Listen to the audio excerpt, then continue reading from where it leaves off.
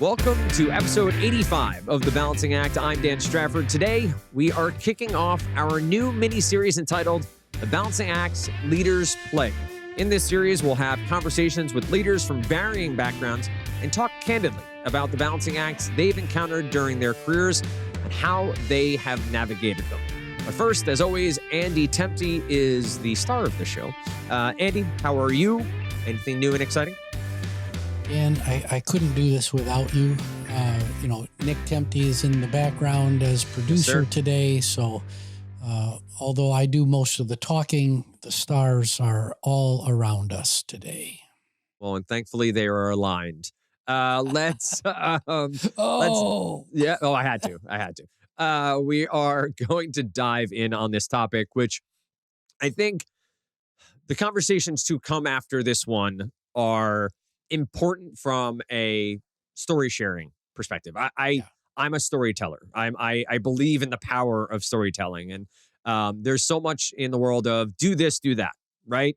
Well, let me hear from someone who has done this, who has done that, how they experienced it, what their approach was, what failed, what didn't.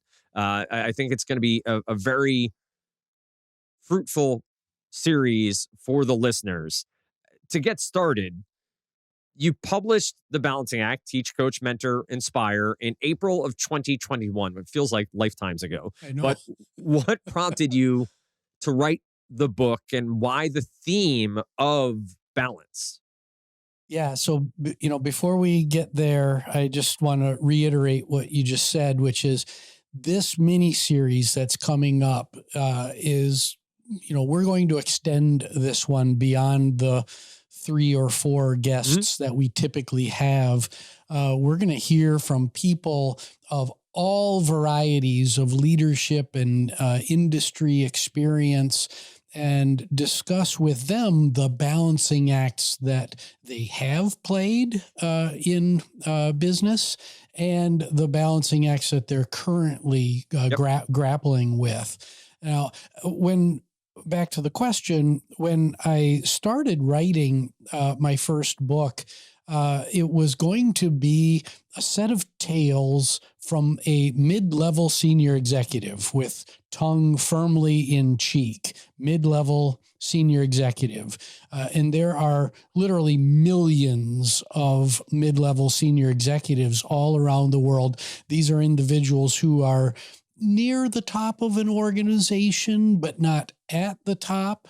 And so there's all sorts of work that has to happen, managing up, managing down, and managing across. So I was putting together a series of stories about what it's like to be in that position, a position of authority, and you have many hundreds, if not thousands of people working for you, but right. you also have responsibilities both up and across in the organization.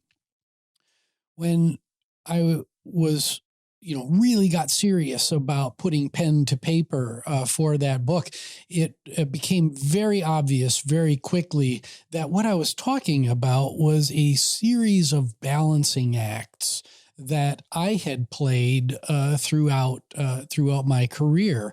The balancing act between technical skill and human or behavioral skill, and we're going to talk about that a little bit later.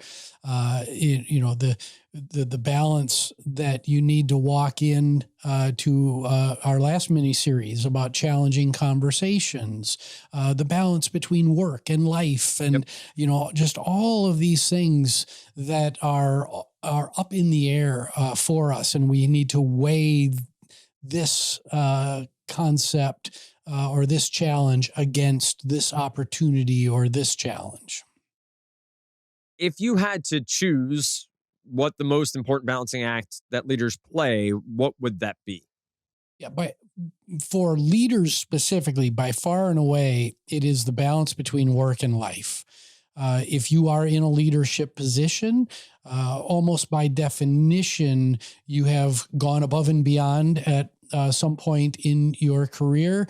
You have shown an interest in leading and managing other human beings. And that takes a great deal of immersion into the world of work that can quickly tip over into workaholic status. Yep. And I have worked with a number of workaholics. I have been a workaholic myself. Yep. I still struggle with my and I'm not retired. I left 22 plus years at Kaplan. I am now off doing something else, contributing to society, but I still struggle with, do I need to be doing this right now, or should I be present with my wife, with my children, with my friends, with my bandmates? And that you can get just sucked into the vortex of work and never come out. And all of a sudden you're four spouses, four marriages later, and a whole bunch of wrecked relationships. And what do you have to show for it? It's a tough one. I'll say, I think work life is what popped into everyone's head, right? That's where everyone would have gone. I'm holding up, for those listening, I'm holding up my cell phone. For those watching on YouTube, this device and working from home has been very damaging to work-life balance in a lot of ways. Yep. Now working from home is better for my work-life balance because I'm more present and able to be there for things. But I can constantly check things on my phone. I can always have my laptop present. And so those nuances, as the digital age continues here, I think will come more keenly into focus for so many people. With that aside, with that being the obvious take, right? The work-life balance, the managing between the way you go about it. What's maybe a more obscure one that leaders do grapple with on a regular basis? Yeah, and this is one that many leaders don't actually recognize as a balancing act, and it can get them into trouble. And that is the balancing act between transparency and duplicity. Mm-hmm. And a lot of people, as I said, a lot of leaders don't like to think about the fact that they have to, what may be construed by many as a lie, they Mm-hmm. need to tell a story that is not completely true. And you need to do that for all sorts of reasons. Maybe there's a reduction in force coming up because the economics of the business are challenged, and you can't talk about that right now, Right. Or else legal will read you the riot act, or you have a new product on the positive side. There's a new product launch that's coming out that's going to turn the business on its head. And you know it. And you know that if you tell everybody that it's going to turn the business on its head right now, that could be extremely damaging to everybody involved. Right. And you've got to keep that information tight, and you've got to hold trade secrets, for example. So knowing when to be fully transparent versus knowing when to hold certain information back, and really processing and thinking carefully about the challenges that withholding information will have on organizational health, and the challenges that transparency can have on organizational health. This is a true balancing act that, as you climb the leadership ladder or organizationally, this is one that gets harder and harder and harder to do. It makes a lot of sense. And again, we talked about it on previous episodes, the knowing what you don't know, right? And being able to recognize this is such a key part of making the proper decisions to balance between the two. So acknowledging that it exists and then being able to work with it and find that balance. In your forthcoming book, The Balanced Business, you hone in on a critical balancing act that leaders must foster within their organization. What's the balancing act that all businesses must navigate?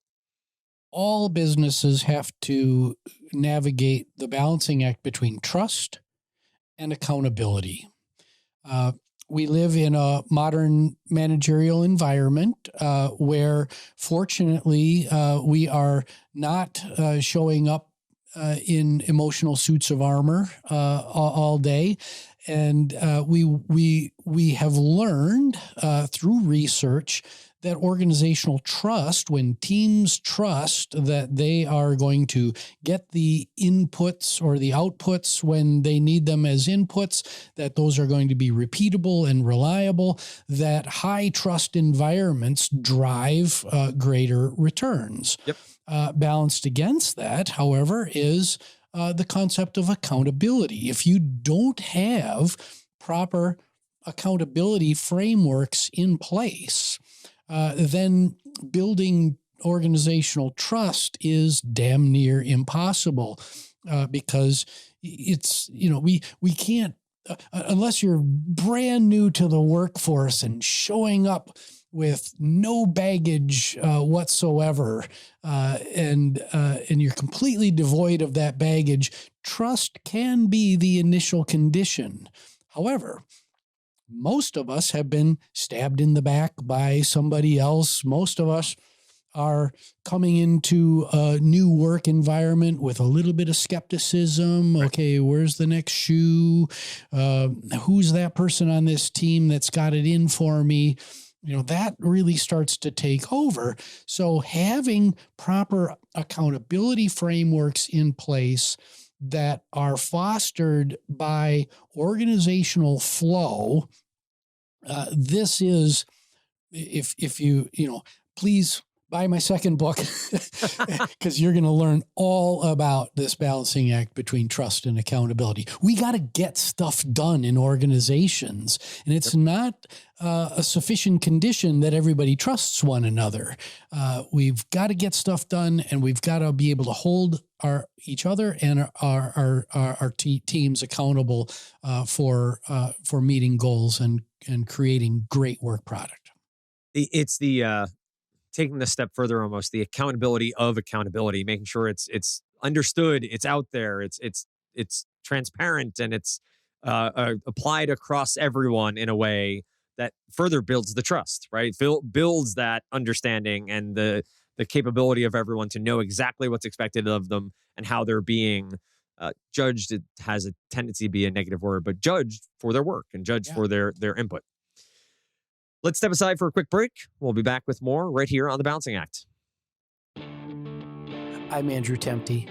The alignment of personal purpose with that of the business we lend our talents to is essential to achieving optimal work-life balance. But do you know what your personal purpose is? To help answer this crucial question, I've created a guidebook to help define your personal purpose and a vision statement to serve as your North Star. Visit andrewtemte.com/purpose to download your free copy today. Back here on The Balancing Act, Dan Strafford, Andy Temte, talking about the balancing acts that leaders play. Now, Andy, I may have been perusing your Saturday morning muses, and I came across a recent blog of yours as we record that described the balancing act between being a net taker versus a net giver. I don't think we're talking volleyball here. No. Can you describe in more detail what that balancing act is? Yeah. So throughout our lives, we start our lives completely naked and completely dependent on somebody else, our parents, caregivers, etc. And throughout our lives, then we get to a place where we can begin giving back to our families, to society, to businesses. We can begin to create value again, both economically and from a societal perspective. I challenge our listeners today to think about some of the net takers that are in your life. And in adulthood, a net taker is somebody who, for lack of better way to put it, just take all the time. It's all about me. It's all about what I'm getting from you. and my contributions are much less important than what I'm getting back from this relationship. We've all been in friendships or relationships where people are just sapping the energy and the joy out of us. And those people are net takers in our lives. A net giver is somebody who, for example, is involved in philanthropy. They're giving back of themselves to folks that they don't even know, because a net giver understands that again, I'm going to overuse this term net, because at any given moment we're taking or giving, and I'm talking about the net in that ledger. From a business perspective, this concept of being a net giver or a net taker is really important, because we talk a lot about adding value. We talk a lot about value streams and driving great results for our customers. And if everybody on your team is a net taker, if competition is running rampant internally, and everybody's out to get everybody else and get everything that they deserve from the relationship, well, what is going to be left for the customer? What's going to be left for building the value of the business that you're involved in? Bottom line is, if we err toward the net giver in this equation, then we'll be adding more value to the value streams that we're involved in our businesses, and our businesses on balance will be more successful in creating value for customers. I want to pose this question to you, Andy. Is it incumbent on a manager to ensure, though, that your net givers aren't giving too much? That they're not the one, from a management perspective, keeping an eye on everyone, making sure there's the balance on the team. Is that part of this equation too? Yeah, absolutely. It's one of the leaders' primary jobs is to be thinking about that equation within a team. And it becomes fairly obvious who the net givers are and who the net takers are.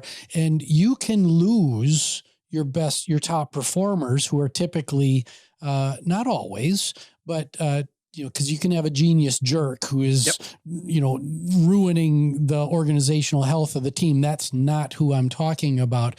I'm talking about those folks that are continually going above and beyond.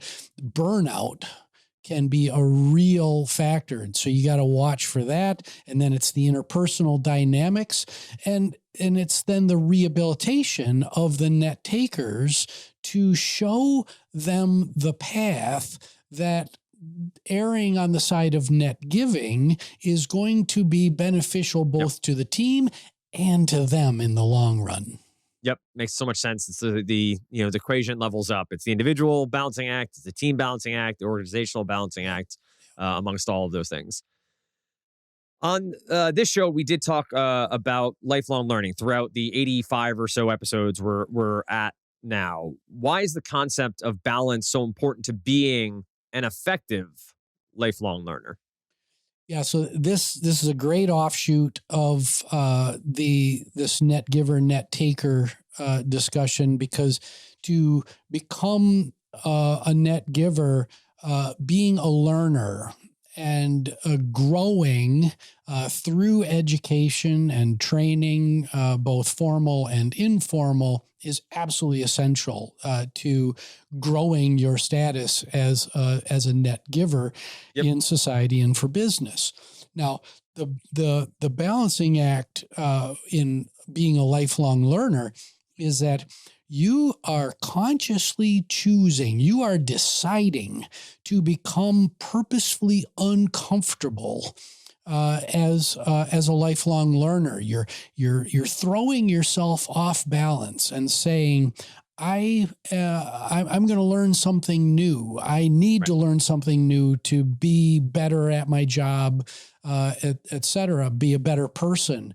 And so you're purposefully uncomfortable, thrown out of balance, and then working your way back to striving toward that next normal that follows from those learning events.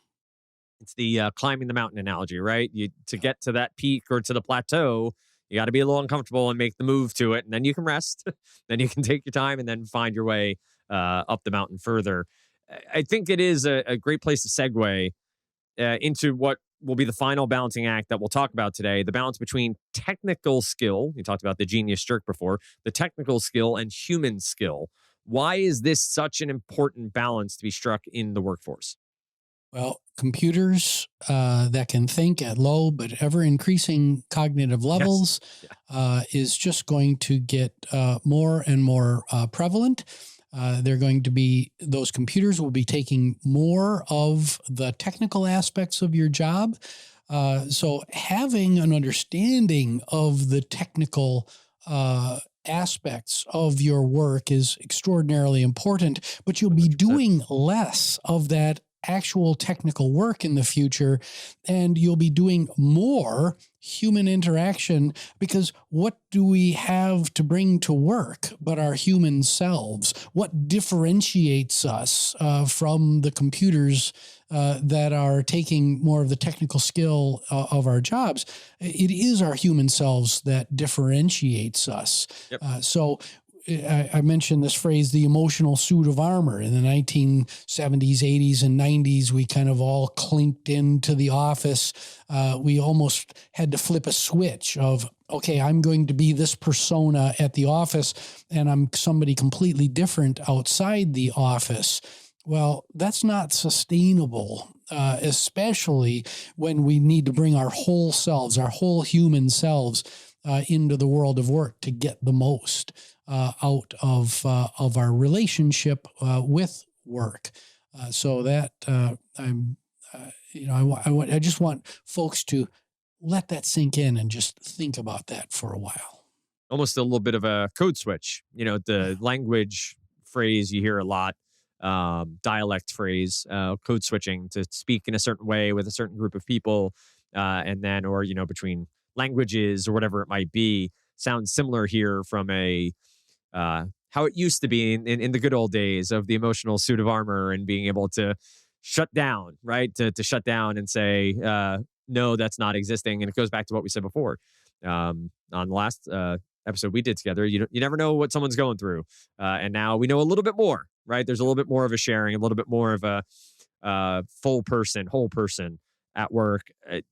Andy, from my perspective, I think the more we can understand, I was never a philosophy person, but the more we can understand of the people we are working with, the more we can learn from them and grow, the better off we'll be.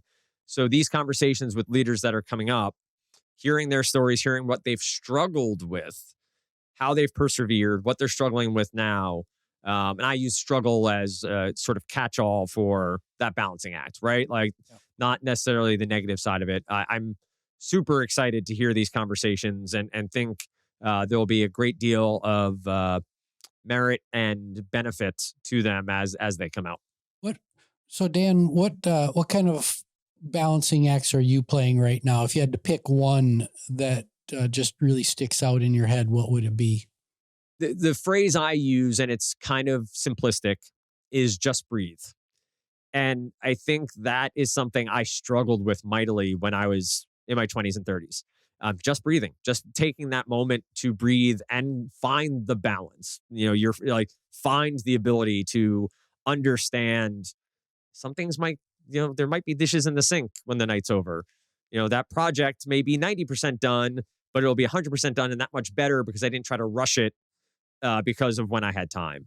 So that's the biggest one now. And I mean, there are so many balancing acts we do throughout the day. How much to yell at my kids and not yell, like be the stern. And it's fascinating though, like how much of a touchy feely dad, right? Like hey, Ailish, you can do this, and Ailish, get up the darn stairs. You got to get dressed. It's constant, and I've made the joke, and I think I've made it to you before, but the thing about parenting is you don't really know how good a job you did till they're like 25 or 30 years old. So you're just sort of figuring things out on the fly, and you hope you made the right choice, and they don't sit on a therapist's couch when they're 25 saying, when I was 5, my dad yelled at me about going upstairs, and I held on to that the rest of my life. But I think work-wise, the biggest balancing act is project-based, is finding the balance between what's important, what's not important, what's important to me, what's important to my manager, what's important to the organization. And that's communication, right? That's making sure to ask questions and get clarity. But I think I'm really looking forward to these conversations. The human element of the balancing act, people discussing what they've gone through and what they've used to do it, I think will be an immense benefit to the audience that's listening to this. So on that note, if you are listening to it, you're already listening. But if there's a podcasting app that this show is not on yet, please let us know. You can, of course, find Andy on LinkedIn, posting fairly regularly over there. The 2 books available. Find them on Amazon. Find them local bookstores. Andy will share links and all of that. For the podcast itself, love to see ratings, comments, sharing on social media. Tag Andy, tag me on LinkedIn. Would love to have more conversations around the conversations we're having here. And the YouTube episodes come out as well. Those you can comment, ask me about my sweater if you so choose. But we'll do that. And for those not watching, you'll get it when you watch on YouTube. But nonetheless, pleasure as always, Andy. I look forward to our next set of conversations and appreciate everyone listening to The Balancing Act.